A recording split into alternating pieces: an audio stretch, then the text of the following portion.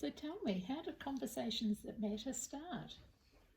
Well, I'd like to say that my friend made me, but actually we had this amazing conversation in July 2020, and we'd both watched a video, or it was an online webinar, webinar from Action Station on racism in New Zealand. I can't remember the title, but it was very powerful, very moving, and we both felt that we needed to take responsibility for doing something about racism in New Zealand. And for me, from that video, there was a lot of different people talking, but they were saying they were exhausted. You know, Māori people are exhausted at trying to educate Pākehā people about racism, and really it's actually our responsibility as Pākehā New Zealanders to educate our own people when we needed to step up.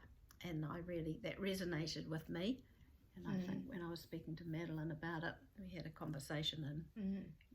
And so we decided that it would be really good to have conversations that matter with people. And one of the easiest ways to have conversations with people is in their own home. And so kind of modelling on a book group, like 6 or 7 people who could get together and talk about racism, our own racism, our ability to notice it and what to do and how to respond. And then I'd also gone to a day-long workshop, which we were challenged again by Laura from Action Station to do 4 things. One was to look at the new constitution from New Zealand. The next was to have a conversation in Kai with people and talk about racism. Another one was to fund something, no matter how small, and the other thing was to take one piece of the work into another space. And so that's how it began. And so we had conversations with our friends and invited some people in. So what is, do you want to talk about what the group has meant for you now? How you see the group for you? For me, it's really helped with my confidence, I suppose, and just having the words to articulate things to say. Often somebody might say something, you think, whoa, that's pretty racist, but you don't quite know, or I haven't always got the words right there. So it's enabled me to think about that it's not okay to not challenge, but that how to challenge in a way that's not going to necessarily really might offend the person a bit, but to do it in a way that's more impactful. So that's what we're working on. So it's about educating myself, upskilling myself, but also talking about this idea and sharing it with others, and the idea that we've got another little group that is starting, and potential for other groups to begin. And that's what we need to be doing for Pākehā to be able to help change this dynamic that we've got ourselves into, and to understand it more. So we invited some friends. Come and meet them. So what does this group mean to you? For me, it's been given me some confidence to step into being more proactive about calling in comments, racism that I see happening in different ways around the country.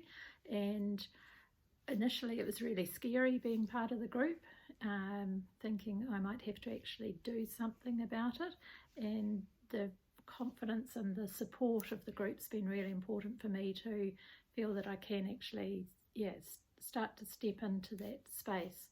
So that's been really helpful. Why did you join the group, and what has it meant for you?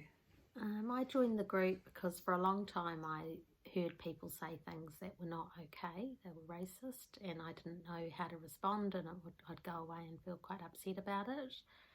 What I wanted was an opportunity to talk to other people that felt the same way, and to discuss good ways that we could respond without being confrontational, and allowing people to go away and think about what they were saying that was wrong and to actually want to change their ways, but to see it themselves rather than someone telling them they're racist. So what do you get from the group, Diana, and why did you join it? Well, Sandy invited me to come to this group, and I had met her in an unusual way in that she was a mum of someone I'd been mentoring, and I liked her because I'd met her at some social connections, and I could just see that it was like a way into the Wellington community. So my networks are very strong in my work, but not so much at personal level. So I saw to be in a peer group and to have conversations around something as hot as racism, where up until more recently I would have probably been a bystander, been able to observe, notice, be very angry and also be immobilised. So what I've got from this group is I've learned how to be an ally to someone. I have a range of possibilities of actions I might take or what I might say, and be thoughtful about that, but no longer be passive. And I really appreciate that, because I function well in a peer group. I like learning in a peer group, and I think for me, this is not something to be on your own, and I think too many people have been on their own and isolated up until now. So I want to be part of this group and making a shift. That it's tough. It's a tough thing for us to do, and I want us to be effective in it.